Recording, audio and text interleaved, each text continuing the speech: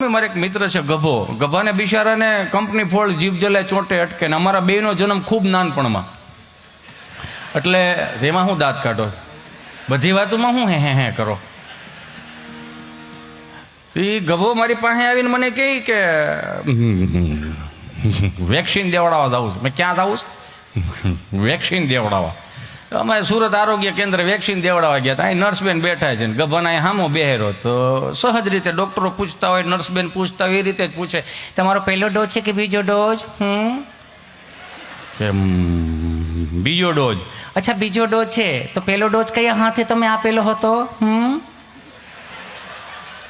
જમણા છે. અચ્છા, જમણા હાથે. તો એમાં ગભરાવશો શા માટે તમે? ગભરાતો નથી બેન, વિચાર કરું. શું વિચાર કરો છો તમે? કે વિચાર એ કરું છું, તમે કેટલું પ્રેમથી પૂછો છો. એમાં શું થઈ ગયું? તમારું કામ છે પ્રેમથી પૂછવાનું. બેન, આટલું બધું પ્રેમથી ન પૂછાય. કેમ? ભારત સરકારે 3 ડોઝનું કીધું છે, અમે 8 સુધી વ્યા જવું. એક તો વેક્સિન મળતી નથી ને. તમે જોવો વેક્સિન ઘટે છે બેન. કેવા આટવાના, પણ કેવા આટવાના. એ ગભાને મેં પૂછ્યું મેં કે આ 2 વર્ષના કોવિડમાં તું શું શીખો?